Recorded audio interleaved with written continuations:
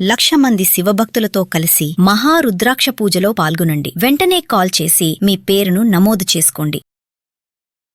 Suman TV ప్రేక్షకులకు నమస్కారం. నేను మీ అనలిస్టు మందడి కృష్ణారెడ్డిని మాట్లాడుతున్నాను. ఇన్సూరెన్స్ లోపల మనకు యాక్సిడెంటల్ పాలసీ ఏదైతే ఉందో, డెత్ పాలసీ ఏదైతే ఉందో, వీటి లోపల మామూలు ఇన్సూరెన్స్ కంపెనీలు దగ్గర మీరు తీసుకున్న, బ్యాంకులోంచి తీసుకున్న ఎక్కువ ప్రీమియం చెల్లించేసేసి తక్కువ బెనిఫిట్ మనం పొందే పరిస్థితి ఏర్పడుతుంది. కానీ పోస్ట్ ఆఫీస్లో అద్భుతమైన పథకాలు ఉన్నాయి. పోస్ట్ ఆఫీస్లో ఒక్క పైసా చెల్లించాల్సిన అవసరం లేకుండా జన్ధన్ యోజన కింద ఎవరైతే ఖాతాలు ఓపెన్ చేశారో అలాంటి వాళ్ళు తన యొక్క ఖాతాల వివరాలతో సహా మరి పోస్ట్ ఆఫీస్కు తెలియజేసుకోగలిగితే, పోస్ట్ ఆఫీస్లో అప్లికేషన్ పెట్టుకోగలిగితే, పోస్ట్ ఆఫీస్లో అకౌంట్ ఓపెన్ చేసుకోగలిగితే వాళ్ళకి ఖచ్చితంగా ఒక పైసా ప్రీమియం చెల్లించాల్సిన అవసరం లేకుండానే కొన్ని ఉచితమైనటువంటి 1,00,000 నుంచి మొదలు పెడితే 10 లక్షల రూపాయల దాకా వాళ్ళకు దొరికే అవకాశాలు ఉన్నాయి.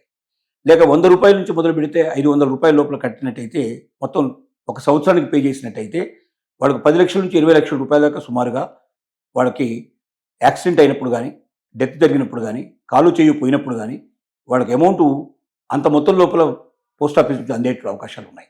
ఈ సంగతి తెలియక చాలామంది తమ అవకాశాలు పోగొట్టుకుంటున్నారు. అందులో ఒక టర్మ్ పాలసీ ఏంటైతే ఉందో, 400 రూపాయలు ప్రతి నెల చెల్లించినట్టయితే ₹1,00,00,000 ఇన్సూరెన్స్ చేసుకునే అవకాశం ఉంది. అంటే తను మరణించినప్పుడు ఆటోమేటిక్గా ₹1,00,00,000 తన కుటుంబానికి అందుతాయి. లేక 2 కాళ్ళు కానీ, 2 చేతులు కానీ, లేక ఒక కాళ్ళు కానీ, ఒక చెయ్యి కానీ యాక్సిడెంట్లో కోల్పోయినట్టయితే అంత మొత్తం ₹1,00,00,000 అతనికి అందుతాయి, అతను కానీ ఆమెకు కానీ.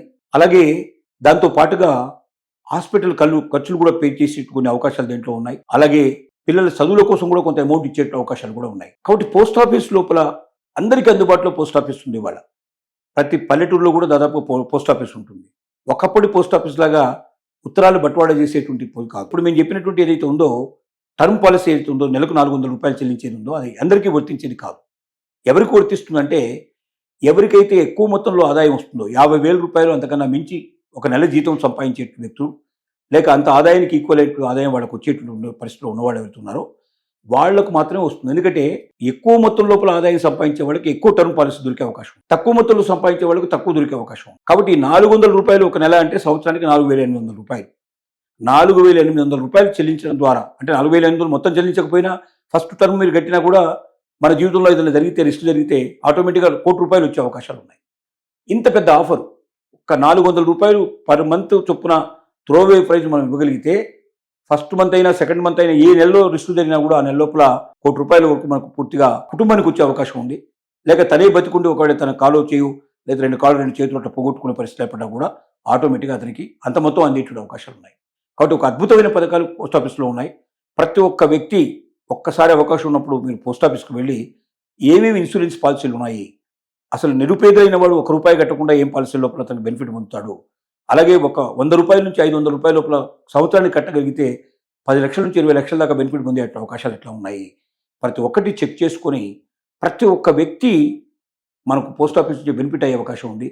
కాబట్టి ఇంత మంచి అవకాశాన్ని, ఇంత మంచి గోల్డెన్ ఛాన్స్ని పోగొట్టుకోకూడదు. ప్రతి మనిషి తప్పనిసరిగా తన దగ్గరలో ఉండే పోస్ట్ ఆఫీస్కి వెళ్ళి ఎలాంటి ఇన్సూరెన్స్ పాలసీలు ఉన్నాయి, ఎలాంటి డిపాజిట్ పథకాలు ఉన్నాయి అనేటివి తెలుసుకోండి. బ్యాంకుల్లో మీరు పెట్టే డబ్బుకు మీకు భద్రత లేదు. ఎందుకంటే ఏ బ్యాంకులో అయినా సరే, మీరు అది నేషనలైజ్ బ్యాంక్ అయినా, అది ప్రైవేట్ బ్యాంక్ అయినా, మీరు పెట్టేది ఎంత డబ్బు పెట్టినా ఒకవేళ ఆ బ్యాంక్ ఏదైనా రిస్క్లో పడి ఆ బ్యాంకు మూతపడే పరిస్థితి ఏర్పడితే మీ చేతికి వచ్చేది 5 లక్షలే వస్తుంది, అంతకన్నా మించి రాదు. అంటే మీరు కట్టిన డబ్బు 5 లక్షల కన్నా ఎక్కువ ఉంటే 5 లక్షలు వస్తుంది, 5 లక్షలు తక్కువ మీరు కడితే అంతవరకే వస్తుంది మీకు డబ్బు. కానీ పోస్ట్ ఆఫీస్ అలా కాదు. మీరు 50 లక్షలు పోస్ట్ ఆఫీస్లో వేస్తే 50 లక్షల రూపాయలు ఒక్క పైసా పోకుండా మీకు వస్తుంది. ఎందుకంటే post office government of India నడుపుతుంది. 100% భాగస్వామ్యం గవర్నమెంట్ ఆఫ్ ఇండియాకి సంబంధించింది. కాబట్టి ప్రతి పౌరుడికి భద్రత కల్పిస్తుంది. ప్రతి పౌరుడు నమ్మకంగా, నిజాయితీగా తన డబ్బుని పోస్ట్ ఆఫీస్లో పెట్టుకుంటే ₹1 తేడా లేకుండా ఆ పోస్ట్ ఆఫీస్ రిస్క్ కాలిపోయినా, లేకపోతే రిస్కులో పడ్డా, నష్టం వచ్చినా, ఏం జరిగినా మనకు సంబంధం లేదు. మన డబ్బు మాత్రం భద్రంగా మన ఇంటికి చేరుతుంది. టర్మ్ పాలసీ అనేది ప్రతి నెల మనం చెల్లించేటువంటి డబ్బులకు సంబంధించినటువంటి, అలా కాకుండా ఒకేసారి మొత్తం లోపల పే చేస్తే మళ్ళీ మీరు ₹1 పే చేయాల్సిన అవసరం లేకుండా ఉంటుంది. ఈ రెండింటి మధ్య ఉండే వ్యత్యాసాన్ని మీరు కనుక్కోవాలి. టర్మ్ పాలసీ వచ్చేసరికి ఎక్కువ మొత్తంలో మీకు డబ్బు వచ్చే అవకాశం ఉంటుంది. అలాగే ప్రతి నెల మీరు చేయాల్సిన పరిస్థితి ఏర్పడుతుంది. అలా కాకుండా ఏక మొత్తంలో కట్టేటువంటి పాలసీలు ఏవైతే ఉన్నాయో, ఒకేసారి మీరు 500, 5,000, 10,000 లేకపోతే ఎంత మీరు చెల్లించాలో చెప్తారు. ఆ మాత్రం మీరు చెల్లించినట్టయితే మీకు ఎంత మొత్తంలో వస్తుంది అనేది కూడా మీకు ఫిక్స్గా ఉంటుంది. కాబట్టి రెండింటి మధ్య ఉన్న వ్యత్యాసాన్ని గ్రహించుకోవాలి. చాలా మంది ఏం చేస్తున్నారంటే టర్మ్ పాలసీకిను ఒకే ఏకమొత్తంలో చెల్లించే పాలసీకి మధ్య ఉన్న డిఫరెన్స్ ఏంటో తెలుసుకోకపోవడం వల్ల కన్ఫ్యూజ్ అవుతున్నారు. అలాంటి కన్ఫ్యూజ్ పెట్టుకోవద్దు. టర్మ్ పాలసీ అంటే ప్రతి నెల మీరు లేదా ప్రతి క్వార్టర్లీ దాంట్లో ఉండేటువంటి నిబంధనల ప్రకారంగా ఆ చెప్పిన మొత్తాన్ని మీరు పే చేసుకుంటూ పోతుంటే ఫస్ట్ టర్మ్ మీరు పే చేసినప్పటి నుంచే మీకు ఆటోమేటిక్గా మీరు దాంట్లో రికవరీ వచ్చేస్తుంది. మీకు రిస్క్ పాలసీ అనేది మీకు ఆటోమేటిక్గా వచ్చినట్టు లెక్క. మీరు మొత్తం చెల్లించకపోయినా ఫస్ట్ ఇన్స్టాల్మెంట్ పే చేసినా కూడా టర్మ్గా మీరు ఫస్ట్ మంత్ పే చేసినా కూడా ఏదైనా రిస్క్ జరిగితే మొత్తం అమౌంట్ మనకు వచ్చే అవకాశాలు ఉంటాయి. కానీ ఏకమొత్తంలో చెల్లించాల్సిన దగ్గర మొత్తం టోటల్ ముందే పే చేయాల్సిన పరిస్థితి ఏర్పడుతుంది.